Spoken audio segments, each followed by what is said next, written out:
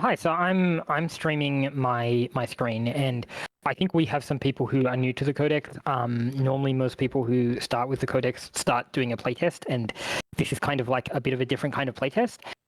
So I think that we have people. I see a lot of people have joined this game. I encourage you to get into the game. If you're not, I think the best way to like learn is by following along and doing things. And so I've set this game up so everybody who's joining is automatically a director. So the Codex supports an experience where you can have multiple directors. Everyone has kind of full control of the game. It'll probably be a bit odd if we all try to move the same character at the same time. But to start with, I'm just going to go through some of the sort of rudimentary features of the Codex. The first thing I'm going to demonstrate is that if you want to create like a token, and a token is our name for a basically a hero or monster. Those are the two types of tokens we currently support in Draw Steel. You can right click and go like create token hero, and you can create a token for yourself. So I've created myself a hero. You can go onto the hero and you can press C to enter their character sheet. This is a sort of this is like honestly a 5e character sheet. It'll be replaced with a proper Draw Steel character sheet eventually. And I'd encourage don't use the character sheet very much right now. What's interesting is you can go into the builder and you can build yourself a character using the Draw Steel rules. So you can build yourself say like a conjurer I'm going to build. It lets me set up my conduit's stats. And lets me choose all of the normal features that a conduit gets to choose, like their domains, what abilities they have, and so on. So if you've never done this before, if it's your first time using the Codex, especially, please take your time to do this. Even if you are quite familiar with the Codex, it's probably good for you to have a token, at least one token to work with while so we can test, and you can maybe add some rules to your token. So I'm choosing my conduit signature abilities. I can go and choose all of their skills and things. Sometimes if I'm doing a quick test, I leave a lot of these things blank. I can choose their heroic abilities, and so forth. You can also choose, of course, your ancestry, and you can make fill in all of the options. And then you can also do things like your culture, and importantly, you can set up the appearance of your character, so you can give your character a nice portrait. So.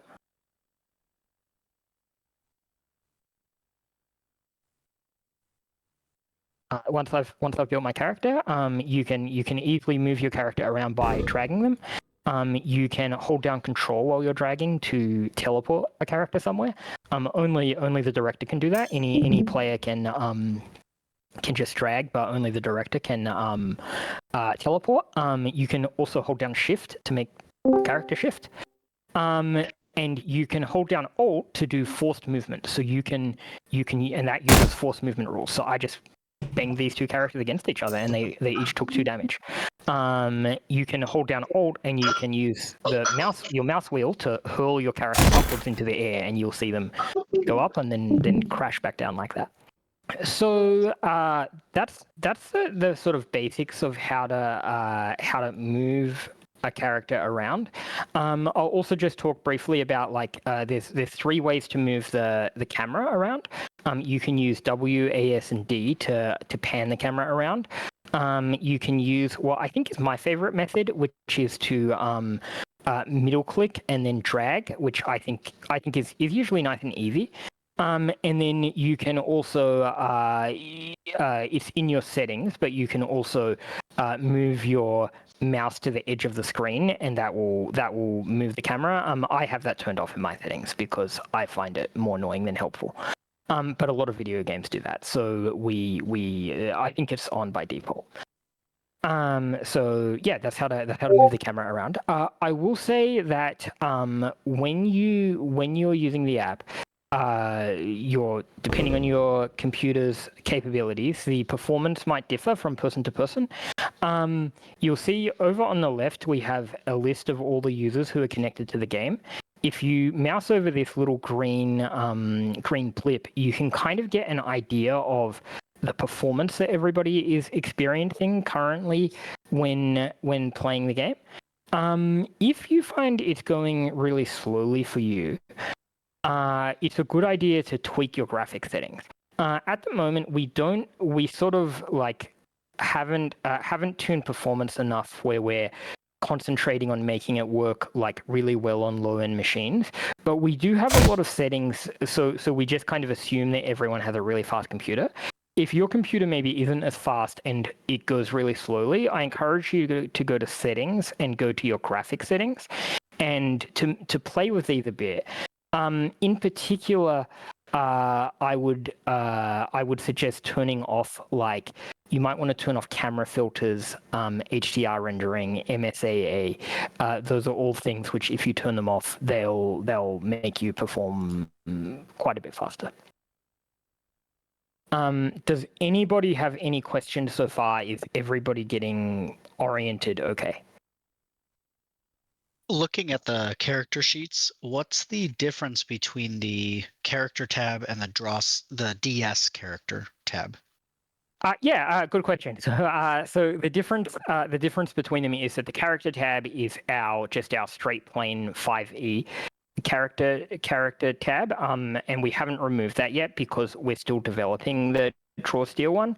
The DS character tab is the start of a new character sheet being built for Draw Steel. It is not very far along yet. I would say that if you want to using the Codex at the moment, I would recommend, in most cases, avoiding using the character sheet at all. You probably want to use, we've even considered just removing both of these tabs for the moment. Instead, what I recommend doing is using the Builder tab to build your character and using the Appearance tab. Once you've built your character, much better than the character sheet for most things is using this character panel over on the right hand of the screen. When you're playing the game, this character panel gives you almost everything you need to manage your character during tactical combat. So you can just refer to this. Along with, it doesn't give you your abilities. All your abilities are at the bottom of the screen, and they're divided into drawers by action, maneuver, movement, and triggers, as well as free actions if you happen to have any. So yeah, my recommendation for now, we do have a plan to have a full-fledged proper Draw Steel character sheet. We don't really have that ready yet. We have a character builder, which is pretty functional, though it's definitely going to have a revamp. And this character panel it also will have some iteration on the design, but it's pretty functional in terms of working well to show you what is available on your character. So I showed how to move around, and I showed the camera movement and so forth. I'm also going to demonstrate that if you have a character, you have their abilities. So I set this character up with basic abilities, and I set them up so their actions, you can just click here to see all their actions. And when you mouse over something on the right side, you can see that it shows you all of the stats for it. If you want to use an action, you just have to click on it. So if I click on ranged free strike, it'll show me that it'll show the radius that it can reach, and I can target somebody, and I click on them, and it brings up this dialogue. You can run this dialogue in this sort of maximized view, or you can sort of minimize it if you trust it to make the right roll and you don't want to see all the details behind it. You can just run it in this minimized way, and it will remember whatever setting you use, so you can sort of use the same setting consistently. And so you just roll dice to attack, and then you just hit accept result, and it all just works. It tries to recognize most rules. So if I teleport my character up onto the high ground, and I use if I use a ranged free strike, you'll see that it automatically gives me high ground because I'm higher up. So most rules it tries to implement itself, and then you can adjust anything if they're not quite right for you. A pretty common question is how do you begin combat in the Codex? And so the way to do that is to it's best if you select all of the characters who are going to participate in the combat, and then you hit draw steel. And when you do that, it brings up this cool banner, and anybody who wants to can click on the initiative button and roll initiative. Somebody did. Thank you, Faster Innate. I guess you were faster. Oh no, you just roll a power roll. Okay. I'll roll initiative then. So you roll initiative, and this shows that the heroes won initiative. Gosh, I guess that is. Oh, did somebody else roll initiative at the same time? Okay. That was weird. And then it brings up this initiative bar. It shows us that the heroes won initiative. During combat, when it's the start of a turn, you'll see it's the hero's turn. And so every person who could go gets these cross swords showing that that they're eligible to take their turn. So you discuss who's going to take their turn, and you click on a pair of cross swords when you've decided who's going to take their turn, and they can take their turn and go. You'll see that on your character, we automatically have a tracker showing your heroic resource and how much you gain over time when you're getting your your heroic resources will automatically be applied. So if I dealt damage to someone with a surge, it would automatically cross this one off and automatically give me my insight. Does anybody have any questions about the basics? Like, is there any basic of the app that people want covered more? Otherwise, I will move on to like how to implement abilities and stuff. Unless, yeah. Okay. Let's. Could you cover the action economy and the tabs at the bottom where different options are available based on your character? Yeah, for sure. So good question. So when it's your turn, you'll see there are tabs at the bottom. So of course, in Draw Steel, you get an action, a maneuver, and you get to move on your turn, and you also have a trigger. And so we've tried to divide them into these 4 tabs that you see at the bottom of the screen. You'll see that as you move your character, it tells you, like, I'm moving 2 squares and the shadow can walk 7 squares per round. Once I move, it shows me that I've used up 2 of my moves, so it tracks for you how much you've moved during your turn. And then you know that you have like an action and a maneuver when you use an action. So I'm going to use, you'll see that I have the fade signature ability. It gives me both the melee and the range variation. So if I use this, I'll roll. And then I get to do my shift at the end of fading. It'll gray this out because I've used it, and it will fill it in showing that this is the ability that I used. It gives the icon that we're using for fade. So then you know that you still have a maneuver left. So I could use my maneuver to, well, I guess I'm not next to anybody, but I could move next to this goblin, and I could use maneuver and knock back the goblin.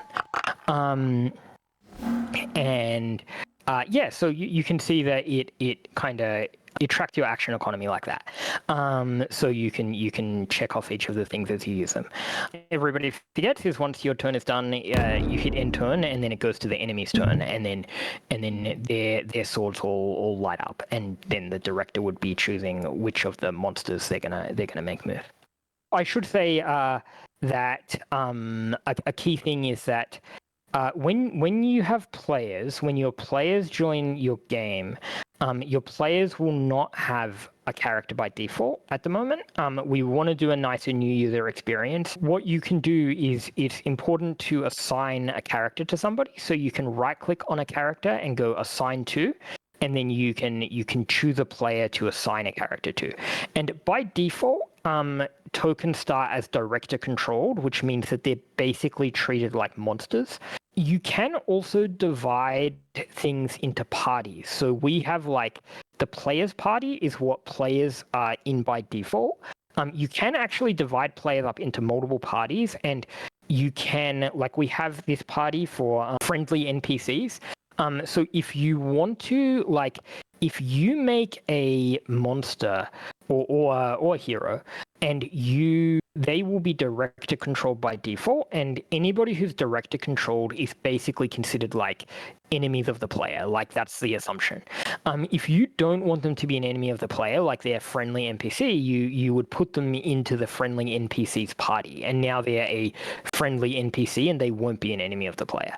And you can make more parties if you want, and you can actually manage the you can configure the parties, and you can manage their like relationships. So you can say like this party is an enemy of this party but is a friend to this party, and that will determine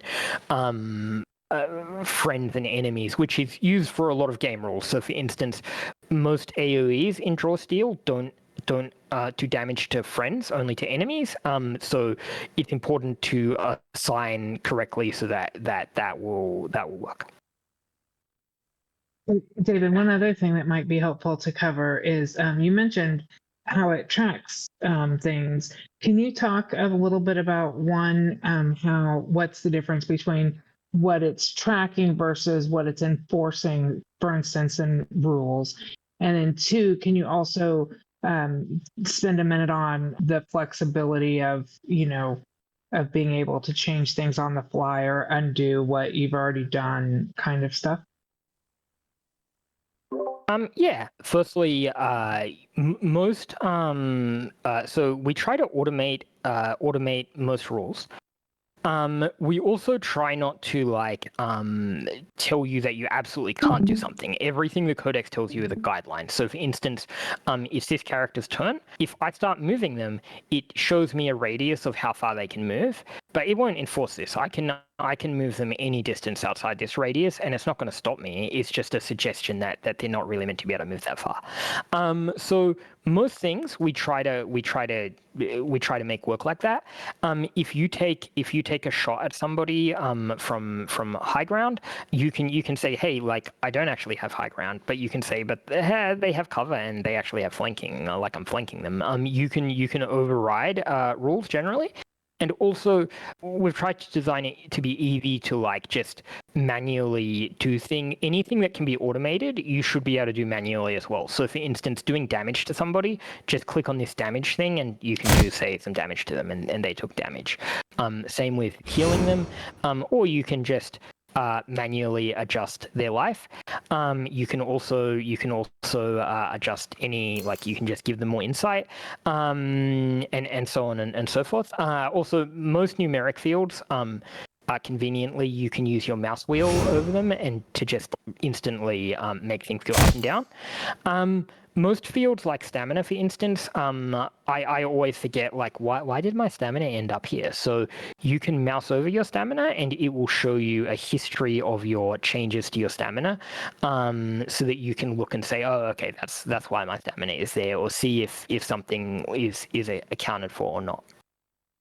This also shows your recoveries. You can click on there to spend a recovery. You can right click it to edit your number of recoveries. You can also, down here we have conditions. Conditions get applied manually. Conditions get applied automatically, but you can also apply a condition manually.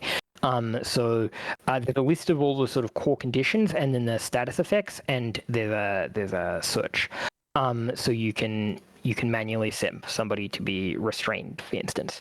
You can also make, if you want to make an agility check, you can just click and it'll come up with an agility test.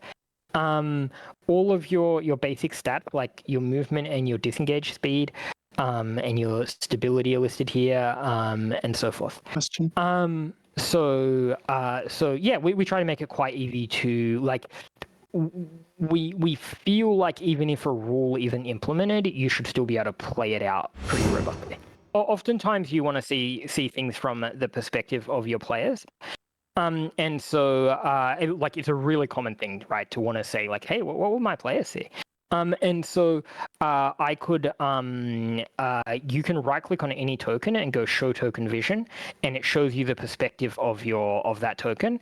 And as an example, maybe we want to make it so that if you're inside this pit, you can't really see outside of the pit. So I'm just going to try to do that really quick, and I'm going to use a one direction see-through wall. So I'm going to use this wall, and I'm going to put it all around the pit. And it should make it so people in the pit, and I'm going to do a really clumsy job. This map was made by Venla, our artist and animator, and she probably would not be happy about me perverting her map like this. But so I've made this one-way wall, and if I go show token vision, we can see that my shadow cannot see very far outside of the pit. So if you wanted to, like, if you set something like that up, and then you're like, oh, like, what can my what would my player see? What would my player's experience be like? You can easily see like that. And that's a very useful tool. I'll also say that actually it's not going to work now because we have so many players on the map, but there's also something called the player vision overlay, which kind of gives you an overlay showing you all of the areas that your players can see. It'll gray it out slightly if your players can't see it, to just let you instantly see like what your players can see at any given moment. Okay, so the question was how to make it so the crab condition goes away when the creature dies.